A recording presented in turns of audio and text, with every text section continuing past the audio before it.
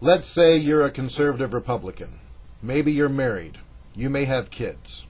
You go to church every Sunday. You can be Catholic or Protestant so long as you're Christian. You frown on those who only have time for Easter and Christmas. You love this country. You wouldn't want to see anything bring it to harm. You love what this country has stood for over 200 years. You are against gay marriage, abortion, legalizing marijuana, and assisted suicide. You are for family values, laissez-faire economics, and intelligent design. You believe in protecting our borders from foreigners trying to cross them illegally, and you want to see foreigners already here deported and sent back to their native country, except maybe for those you personally know, because they're good people. They're different. Your maid, for example, or your babysitter, or those people who clean up after you at work when you go home.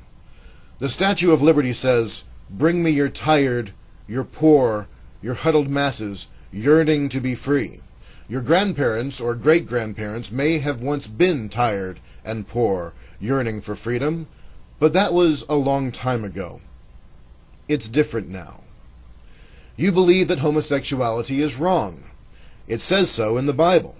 Gays shouldn't be allowed to marry each other. They shouldn't be allowed in public at all. They shouldn't exist. The Declaration of Independence talks about everyone having the inalienable rights of life, liberty, and the pursuit of happiness. But if a gay man is seeking happiness in the arms of another man, there's something wrong with him. He needs help. He needs religion, specifically your religion, to show him the way. And everyone should go to church. Wouldn't it be a better world if everyone accepted Jesus Christ as their personal Savior?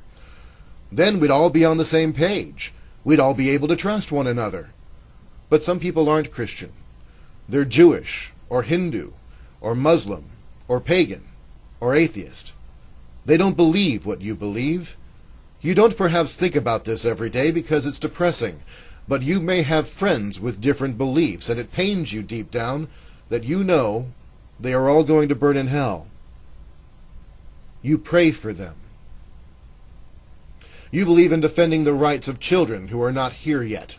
A pregnant woman should be made to carry that child to full term, except if there's some kind of medical risk to her, or she's someone you know personally who is having a bad time, because she's a good person.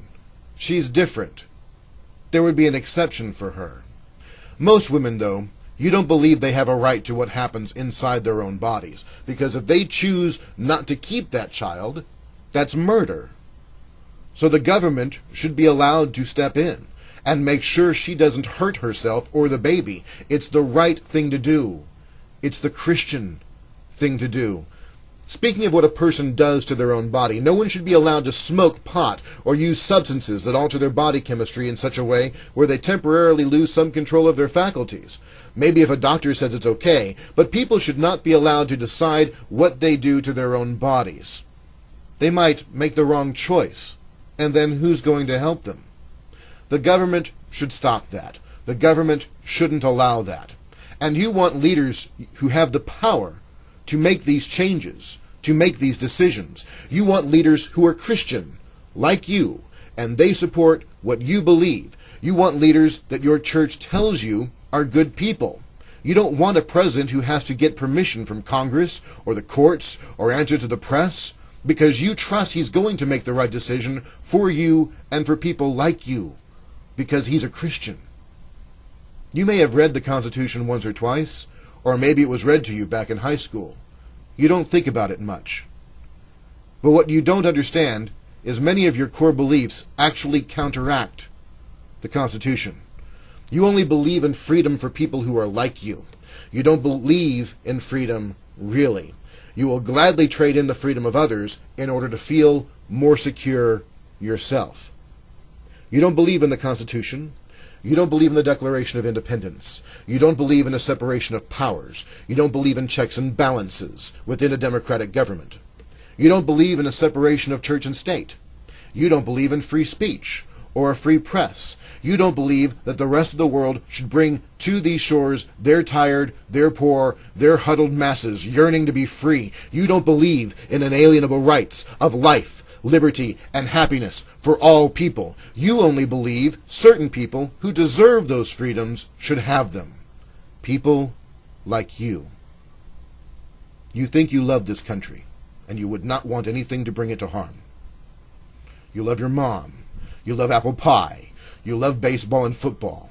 The Constitution talks about defending America's shores and borders against enemies both foreign and domestic. I hate to break it to you, but you are the enemy.